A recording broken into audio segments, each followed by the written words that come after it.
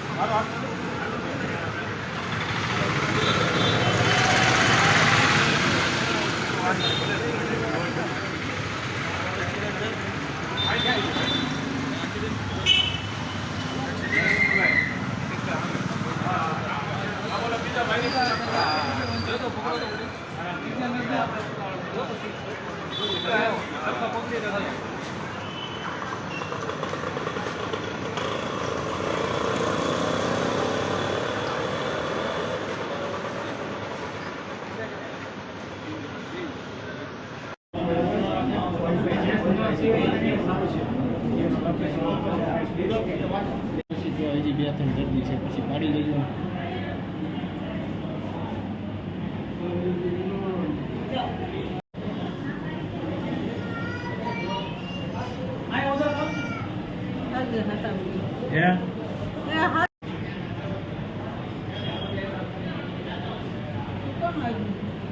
હું વાઘાભાઈ નો